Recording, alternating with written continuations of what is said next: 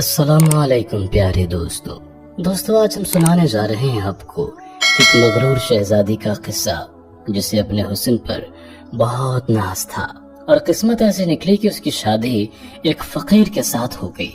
लेकिन उससे पहले नए आने वाले तमाम दोस्तों से गुजारिश है कि अगर आप में से किसी ने अब तक हमारा चैनल इस्लामिक कहानी सब्सक्राइब नहीं किया तो जरूर सब्सक्राइब करते हुए साथ में लगे घंटी के बटन को भी दबा दीजिए। दोस्तों, बहुत पहले एक बादशाह था, उसकी एक खूबसूरत और इकलौती बेटी थी। अपनी खूबसूरती और दौलत की वजह से वो बहुत ज्यादा मगरूर और गुस्ताख हो गई थी। जब भी कहीं से उसके लिए शादी का पैगाम आता था तो उसे ठुकरा देती थी और उसका खूब मजाक उड़ाती थी। एक दिन बादशाह ने एक बहुत बड़ी दावत की और इसमें शहजादी से शादी करने वाले तमाम उम्मीदवारों को बुलाया।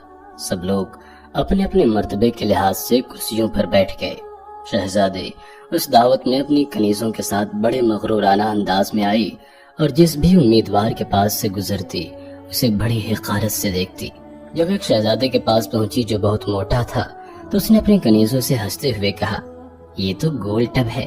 तो उसके बाद दूसरे उम्मीदवारों को देखकर उसने कहा कि ये तो खंबे की तरह लगता है। तीसरा शहजादा थोड़ा छोटा लगा तो उसने कहा, वो जरा छोटू मोटू को तो देखो। एक शहजादे का रंग बहुत गोरा था तो शहजादी ने उसे सफेद चूहा कहकर बुलाया। एक का रंग सुर्ख था तो उसने उसे मुर्ग की कलगी कहकर पुकारा। इसी तरह वो हर उम्मीदवार की बेइज्जती करती रही। लेकिन एक बादशाह को तो देखकर बहुत हंसी क्योंकि उसकी दाढ़ी थी। उसने मजाक उड़ाते हुए कहा, जरा इसे तो देखो कैसे उसने अपने चेहरे पर झाड़ फूस लगा रखी है।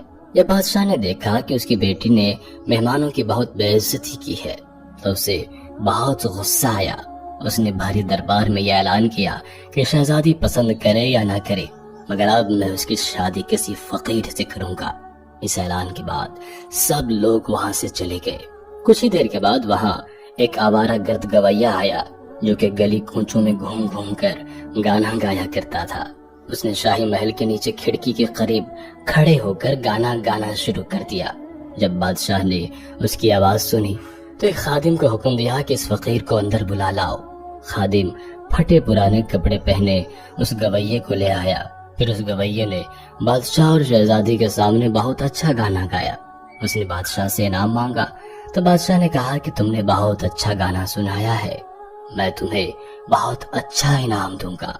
मैं अपनी बेटी की शादी तुमसे कर दूंगा।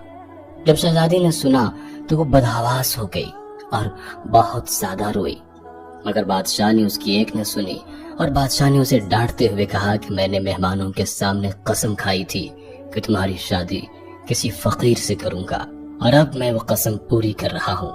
दोस्तों, ये कहकर बादशाह ने काजी को बुलवाया।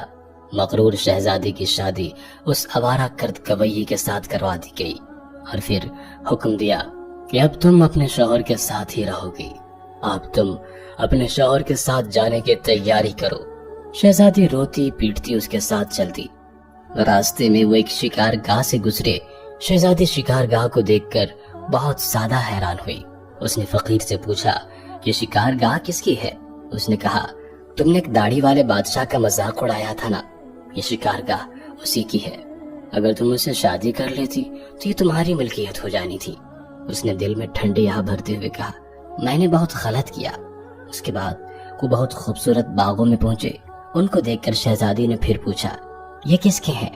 फकीर ने आहिस्ता से कहा, ये भी उसी दाढ़ी वाले बादशाह के हैं। शहजादी ने अफसोस भरे लहजे में कहा, मैं कितनी बदनसीब हूँ। उसके बाद वो बड़े अजीम शान शहर में दाखिल हुए। इतने बड़े और खूबसूरत शहर को देखकर शहजादी हैरान रह गई। उसको देखकर शहजादी ने पूछा कि शहर का मालिक कौन है? तो उसने बताया कि ये शहर उसी दाढ़ी वाले बादशाह के मुल्क का पाया तख्त है। अगर तुम उससे शादी कर लेती तो ये सब कुछ तुम्हारा होता। शहजादी ने फिर एक लंबी आह भरी और कहा, हाँ, मैंने बहुत बड़ी गलती कर दी, काश मैं उससे शादी कर लेती। उसकी ये बातें जब फकीर ने सुनी तो नाराज होते हुए कहा, तुम्हें अब इससे कोई मतलब नहीं। तुम अपने शौहर के होते हुए दूसरे मर्द की बातें क्यों कर रही हो? क्या मुझ में कोई कमी है? वो ऐसी ही बातें करते हुए एक छोटी सी झोंपड़ी के पास पहुंच गए। उसको देखकर शहजादी ने कहा, ये बहुत छोटी सी झोंपड़ी है, یہ کس کی ہے؟ فقیر نے کہا، ارے یہی تو میرا گھر ہے، یہی وہ جگہ ہے جہاں ہمیں مل کر زندگی گزارنی ہے۔ شہزادی نے پوچھا، تمہارا نوکر کہاں ہے؟ فقیر نے کہا، ہمیں نوکروں کی کیا ضرورت؟ ارے کام تو تم بھی کر سکتی ہو، اب آگ جلاؤ اور میرے لیے کھانا بناؤ، بہت تھک گیا ہوں۔ شہزادی کو کھانا پکانا آتا نہیں تھا، اس لیے فقیر نے اس کی مدد کی اور کچھ دیر بعد جیسے تیسے الٹا سیدھا کھانا پکا کر کھا لیا اور دونوں سو گئے۔ دوسری صبح فقیر نے اسے اٹھایا اور کہا کہ گھر صاف کرو اور دوسرے کام کرنے کے لیے بھی کہا۔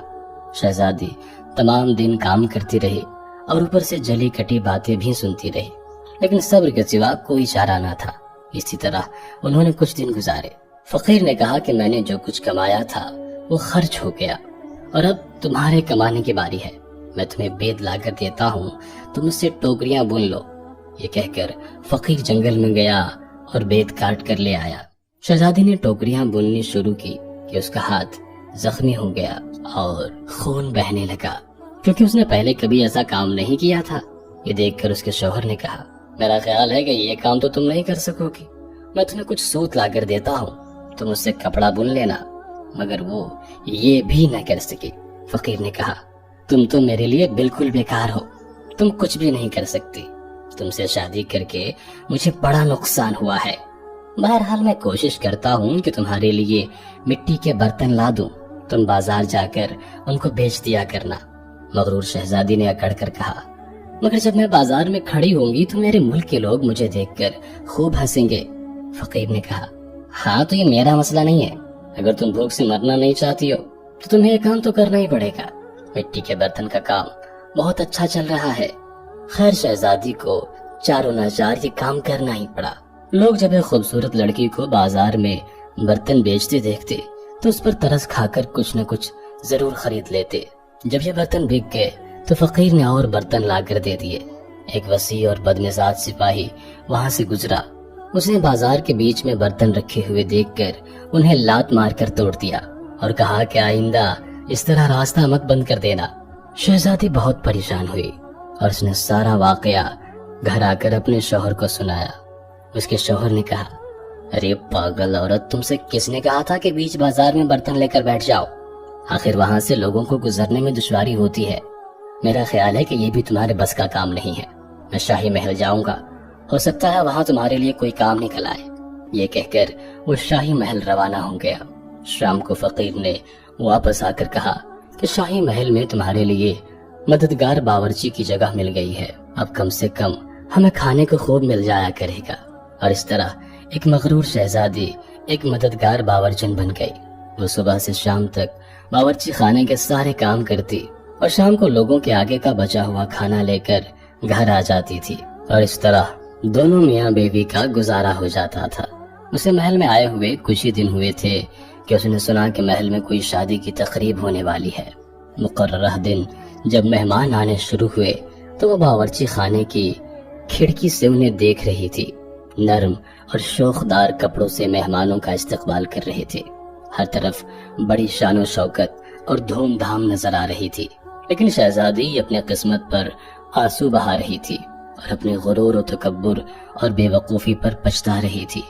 کسی دوران کچھ خادمائیں آئی اور انہوں نے اسے بہت ہی مزیدار کھانا دیے۔ اس نے وہ ٹوکری میں رکھ لیے اور گھر کی طرف چل پڑی۔ ابھی وہ محل کے دروازے سے گزر ہی رہی تھی کہ بہت ہی زرق برق لباس پہنے ہوئے ایک شاندار اور خوبصورت شخص نے اس کا راستہ روک لیا۔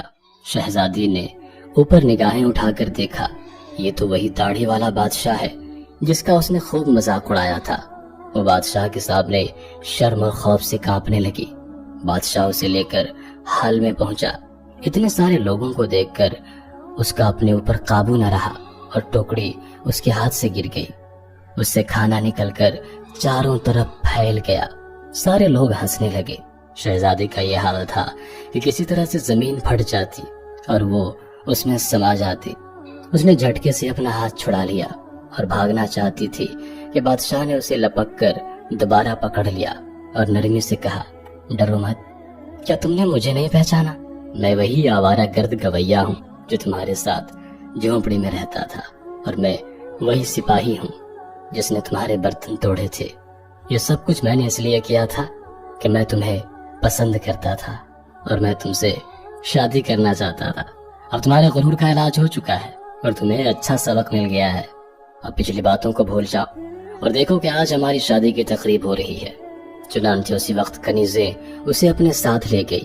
شہزادی کو نہلا کر دلہن کا لباس پہنایا گیا۔ اس کے بعد جب وہ دوبارہ حال میں آئی تو اس کے والدین اور درباری سب وہاں موجود تھے۔ سب نے اسے مبارکباد دی اور حقیقت حال سے آگاہ کیا۔ اب شہزادی بالکل بدل چکی تھی۔ اس کا غرور، اکڑ اور دوسروں سے نفرت بالکل ختم ہو چکا تھا، کیونکہ اس نے زندہ رہنے کا ڈھنگ سیکھ لیا تھا۔ میں ہوں امن نسا قادری اور یہ تھی مغرور شہزادی کی کہانی۔